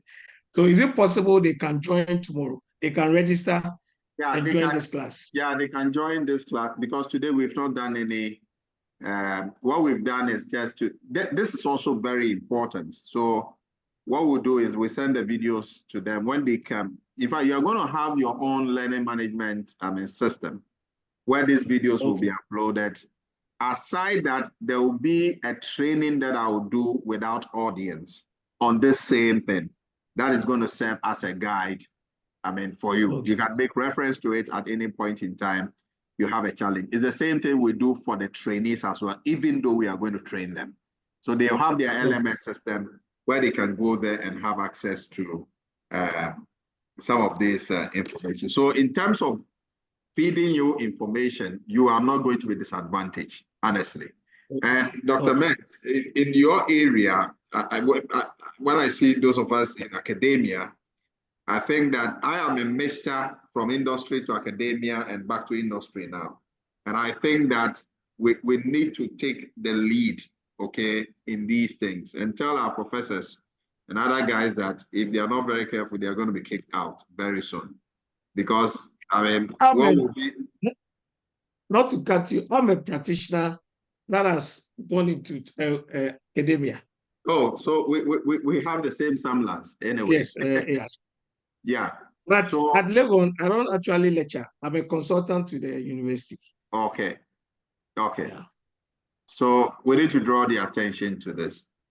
Okay, so George George Mendel Brown. This guy will be a Vanti. George. Yes, Doc. Yes. Yeah. Yeah.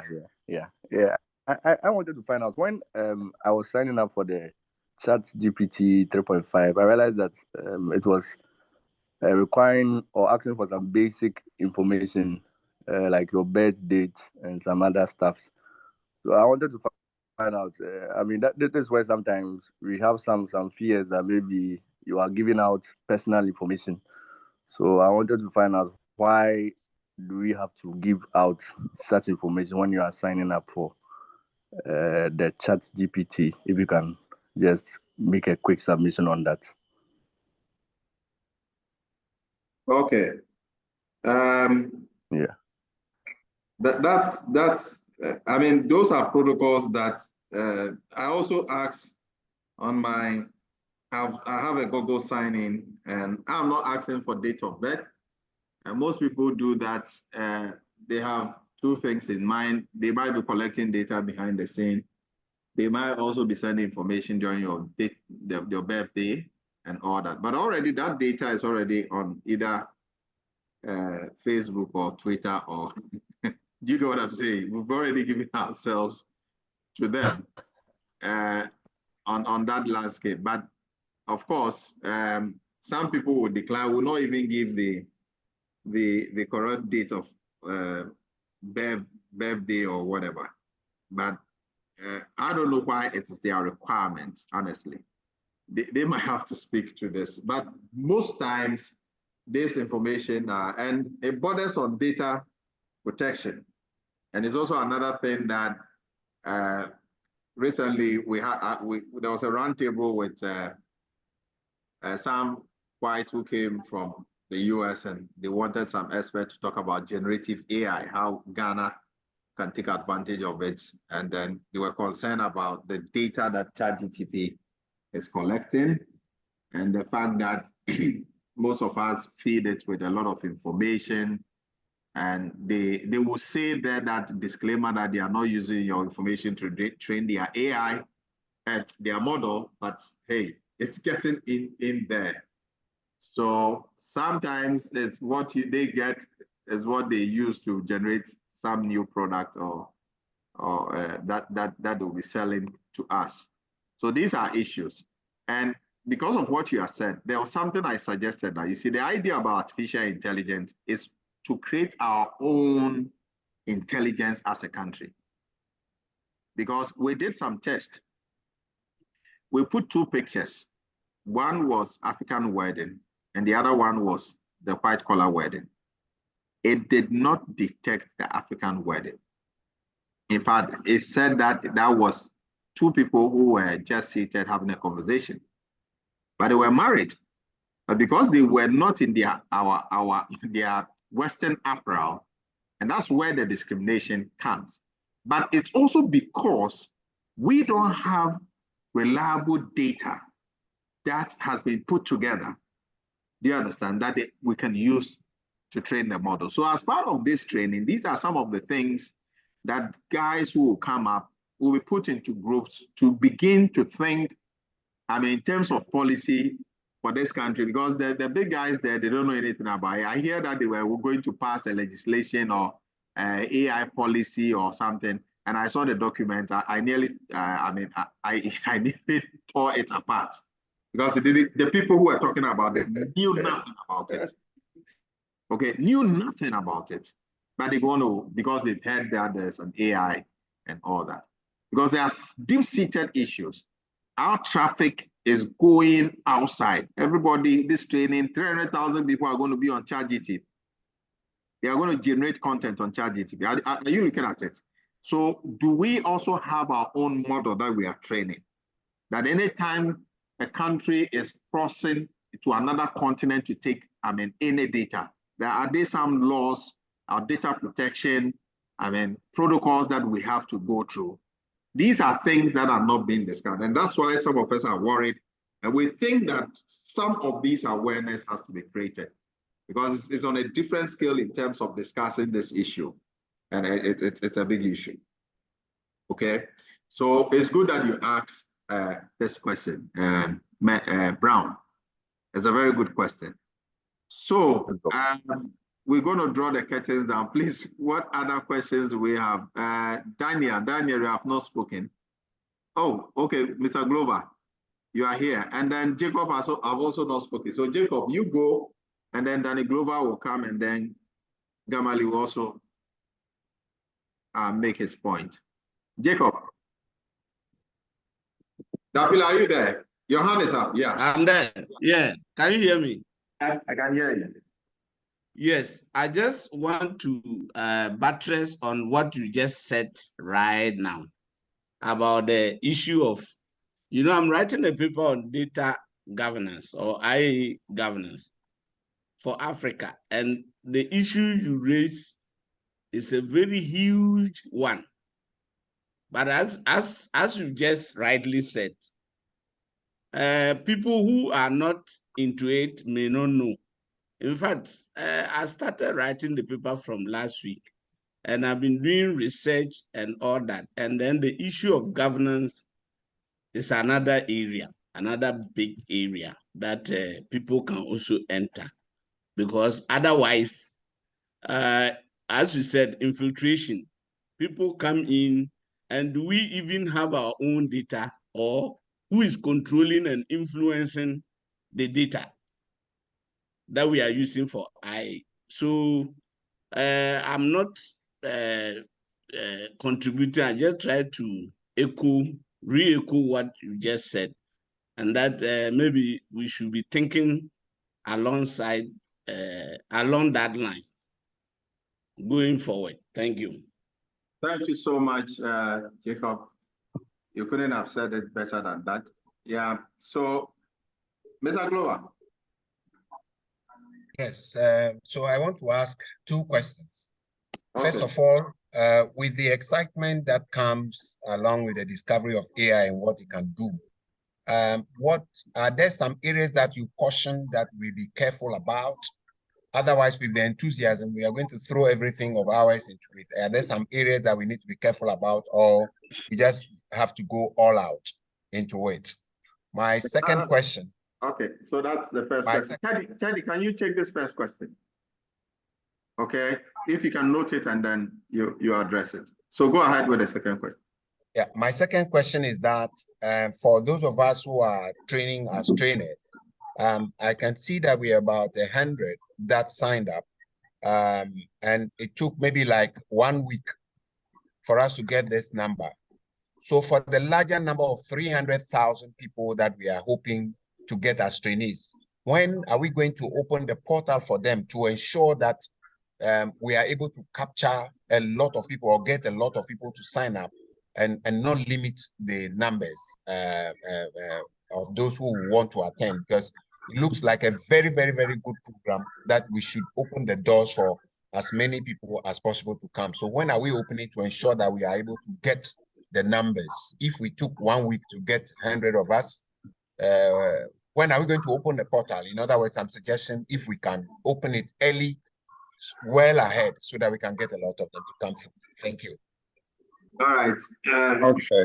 To answer the first question you had, yes. So once again, Doc had made a statement saying that this is a new era, right, with AI. Even here in the States, they're still finding ways to govern the system. So most corporations in the United States, they have their own internal enterprise AI system that they built, right? But one thing that I've noticed is NVIDIA. I'm not sure if you guys are familiar with NVIDIA, which is one of like the biggest computer chip companies in the world. They're the one who's behind OpenAI and ChatGPT. All right, if you do more digging, you find out that they're the one who developing the machines that run this system, GPUs.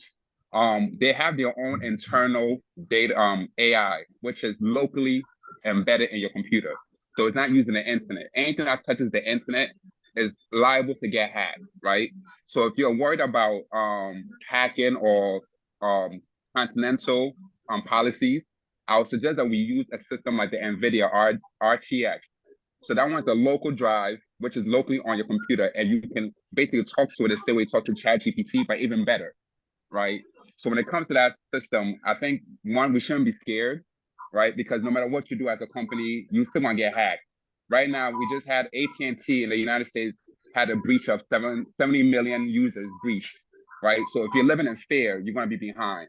As long as you understand what you're doing and how to protect yourself by not putting too much relevant information of your corporation or your company out there, you're safe, right? But if you want to actually go all the way in and dive in without no worries, I suggest you use NVIDIA RTX, right? That's another AI platform that is embedded right on your computer. No one has access to it but you. I remember somebody talking about they write in a paper or they have to put together almost 1,000 pages. With a NVIDIA RTX, you can feed as much information. You can ask it any question you want and it will pull it up from your computer. Whatever information you have on your computer, it will put it up, right? So it's more safe there. And then once again, they are working on governing the policies here. Right now, as we talk, they're going back and forth with government officials. Now, the problem that I see with Africa is because most of our leaders are very scared of how AI is coming, it's our job to let them see how we can create a policy that governs us. We can't be quiet when it comes to this part right now. Those people that are very interested in the AI, this is your time to let your voice be heard so that you can create your own policies that governs and protect the users within that country. I hope I'm clear on that one. All right. Yeah. And then thank you so much, Teddy. Mr. Danny Glover, the portal will be open next week. I believe even this Friday, it will be open. But so that you know, the letters to the various institutions have gone. Those that are going to the universities have gone. And the SSOEs are also, going. Tomorrow, they'll be dispatching some letters through courier to the Ashanti region, and a whole lot of things are being done. So there are some people that we are sending letters to. For them, they'll have their own grouping and then to do their badge registration. But for those that will come in one by one, they will use the link, to do the registration. So behind the scene, a lot of things are being done. Churches, letters are also being sent to churches as well. And we have the list of most of the churches here. Those that we are not able to reach, we are sorry, but those that we are able to reach, we'll get them, involved, especially for the training. And we are doing this across all the sectors of the economy. We are about 30 million. So 300,000 will be like some 10%, right? So 10%, yeah. But we are spreading it even. And I think that what Prof has done is that they have given a backup of 50,000 that has been taken from other countries. That is at the back, because we are aware that once we open the enrollment, it's going to be a serious explosion. Parliamentarians will be trained, the judges will be trained, every sector of the economy is also going to, and you are going to do that training. Okay, we're going to use you guys for that training, and that is why we need to arm ourselves very well for this journey. Don't be scared. It will be well. Teddy, your hand is up. Yeah. Yeah, to add to what Doc said, right? So right now, I've been doing a lot of research on the AI since it started. Right now, I don't know if you guys heard, but Microsoft, which one of their, I think their CEO is Indian, and Google, also Indian. They have now allocated about a couple of millions of dollars on the side to actually go teach over 1 million users in India about AI, right? While our government officials are worried about excluding it out, they are worried about going in there to teach millions and millions of users in India about AI. China has also allocated a couple of billions of dollars to teach and advance their AI system. So the question is that why are our leaders trying to keep us outside of this AI portal? And I think we need to let our voices be heard, because if India is about to educate millions of their citizens, and we're still trying to figure out what we're doing, I think we're going to lose the battle. And to add to this, in the AI field, just remember, no country has any advantage. We are all starting, we are at the start of the race. No country has an advantage. Yes, we know that China is putting in $150 billion from now to 2030. We know South Korea has put in about $3 billion. We know US has invested. In fact, for US, it's not the government. It's the big guys like Microsoft, Elon Musk, and Mark Zuckerberg. Those are the guys behind the scene doing the magic. Do you understand? And they are putting huge sums of money in there. And actually, no one knows how it's going to turn out. So we are all starting the same. And that's why I'm excited about the fact that there is sponsorship for us to even get into the game. So that when these guys want to compete, we can compete. Now, if India is doing 1 million, India population we are 10% of India's population, right? Ghana is 10%. They are in excess of some millions. So Ghana is just 10% of it, but they are doing million. Million is just, they have not even scratched the surface. But they think that there will be a kind of a multiplying effect. So for instance, those that we are training, Prof was saying something, that imagine that the 300,000 people also want to train another 300,000. Then we have 600,000. And if these people want to start business and then create their own training models and whatever, they are going to support them. Because what is important is that we have AI in every aspect of the economy, and that is going to make us very efficient. So, Theodora, I think I heard about you briefly. Your hand is up, and the last person will be Gameli. Gameli, you've been speaking today, and that is good. Theodora, yeah? Thank you, sir. Please, I'm Theodore. Oh, Theodore, sorry. Theodore, okay. Go ahead. Yeah, thank you for the presentation today. Initially, I thought it was going to be something difficult, but as you give the briefing, I think it's going to be an interesting program. So, sir, please, I want to know the age range at which you are going to train. The age range? Yes, please. No, it's up to 60 years and even above. You know why? 16 and above. From 18 to about 60 years and above. Do you know why? No, These please. guys, Singapore just came out with a policy, and they've dedicated some amount of money for those who are 40 years and above, because they are seeing that if they don't do that, those who were born before computers, okay, they are going to lose out. And that proportion of the population is about 20%. So quickly, government says that there's a stimulus package. Get into AI, get into data analytics, get into Power BI, those things, get into blockchain. And it is helping them, because other than that, these guys are going to be dislodged, from the economy. And that's what other people are doing. Very responsible government they are doing to make sure that they keep these guys afloat, because they know. In fact, one of the prime minister who was speaking was saying that they didn't know that ChatGPT 4 was going to come just when 3 was introduced. And the speed at which this is happening, if they are not very careful and they integrate the things they are doing into AI, they will not be able to catch the speed. And that is going to be very devastating. Yeah, Gamali. Oh, James, you don't want us to... Yeah, Doc. Please, I just have one request to make. The ChatGPT masterclass. Some of us, I think we are still in the woods. I want to humbly request that post the 4-day training, if it's possible for you to make some time for some of us. I believe there are some similar kinds of people on the platform, so that hear from you. Nothing will happen. Nothing will happen. You will get up. Okay. Nothing will happen. Don't throw in the towel before we start the fight. You get? Oh no. I'm just asking whether post this 4-day training you can make some time for us and take us through the master class as you did for some people. It's a master class we are doing here. You guys are going to train. This is the master Thank class. You. Thank you. There couldn't be any class that is master than this. Okay. Thank you very much, Doc. Thank you. So don't throw the towel yet, because the fight will start. All right. Oh, are they form? Yeah, James.